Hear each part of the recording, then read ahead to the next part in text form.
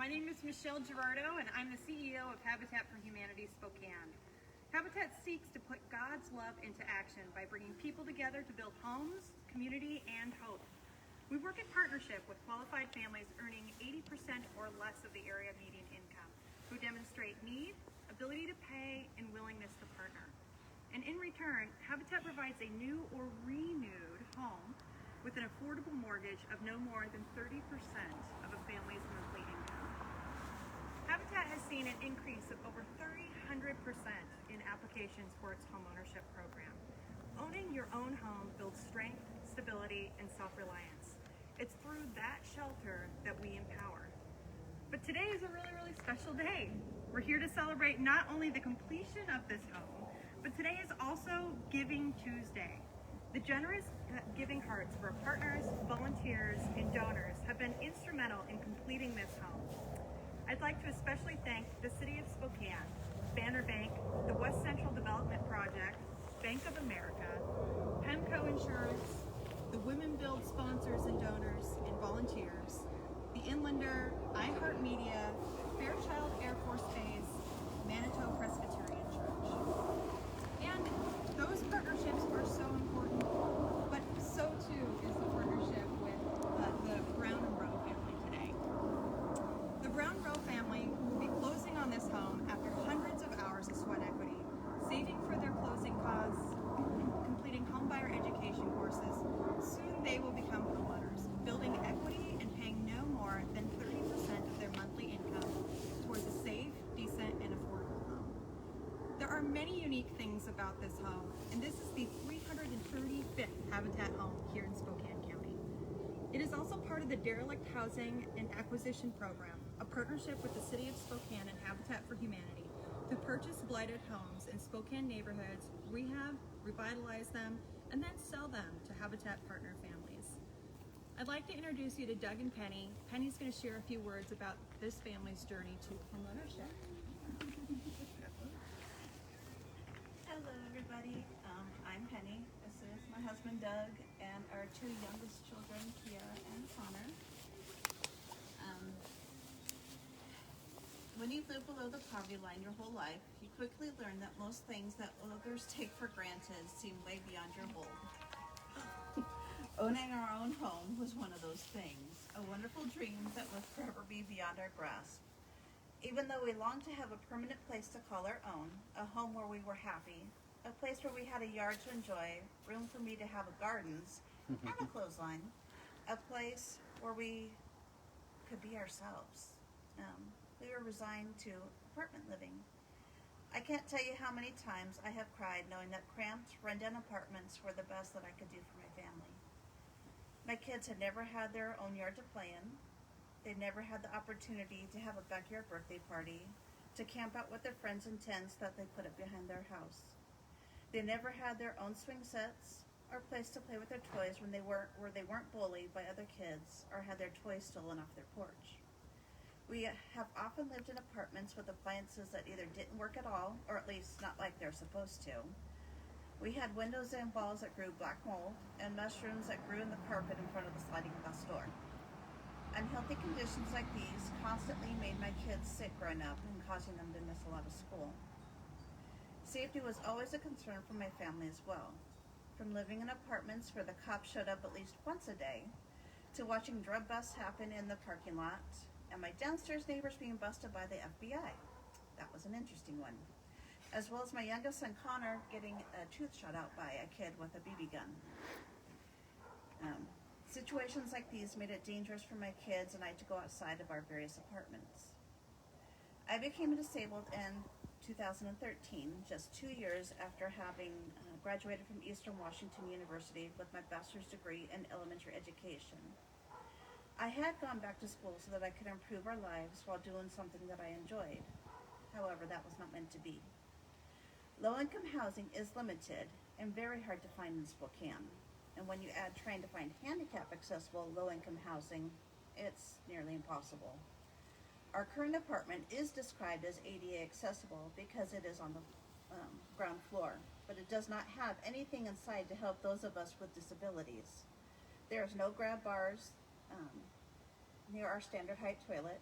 and there are no safety bars except for the very small one that's down below my knee level in our tub, which I can't use because I'm not supposed to bend.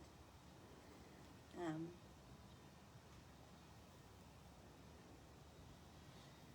lost my place. Sorry, guys.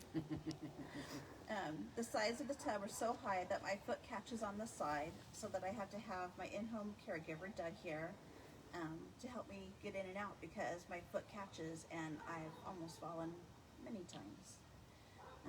And our bathroom is too small for me to be able to use my transfer bench, so that I can't even do it on my own. I have to only take a shower when Doug is there to help me get in and out. Small things like grab bars and walk-in showers help disabled people like myself to be more self-sufficient and feel more in control of their lives. It helps us to be more independent. Luckily, I have both in our new home, so that's going to be great. There is a huge need for affordable housing and an even bigger need for low-income ADA housing in Spokane. Doug and I applied with Habitat for Humanity the first time 2 years ago. We were turned down due to credit problems. Doug was able to take care of his, and something good actually came from me becoming disabled. I was able to get my student loans discharged. Thank you. So this summer we decided to try and see if we could buy a house. We were tired of living in apartments, of not having a place of our own. We went down to the first-time homebuyers informational class held by Spokane Neighborhood Action Program, or SNAP, and where we found out that we were priced out of the market. Since Doug is the only one of us who can work, our income isn't enough to qualify for a traditional home loan. Feeling disheartened, I wanted to face reality and give up on this dream. Yet again, something good came from not a happy situation. Dana was at our class to talk about Habitat for Humanity, and we decided to try again and pick up another application from him. After completing the application and turning it into Dana, we came to waiting and hoping and the wondering that if by both of us applying this time, would we be accepted? Then more waiting and hoping. Then finally we got a call from Dana. We had been accepted into the program. We were so overjoyed with this news. Over the last several months, we have met with Colleen and begun working with Kathy on completing our requirements. Claire has helped Doug and Kier to schedule their sweat equity hours, whittling away at our hours 2 days a week, and due to a blessing, we are being fast-tracked into an ADA accessible house that has been refurbished. This beautiful house that we're standing in front of right here. Thanks to Habitat for Humanity and its many supporters and volunteers, our dream of being homeowners is actually coming true. And so my family and I want to say thank you to all of you who have helped us to make a dream, a longing, into a reality. Thank you for answering our many questions by phone and email. Thank you for walking us through the process, but most of all, thank you for caring. To all of the volunteers, some who are families who are in the program like us, Doug and Kier have enjoyed meeting you and working with you. And to the many wonderful companies and individuals who donate money, materials, support, and time. Thank you does not seem a strong enough sentiment. Thank you for all you do. Thank you for your time and dedication to making it possible for families like ours to become homeowners. This program wouldn't be able to function and be a success without you.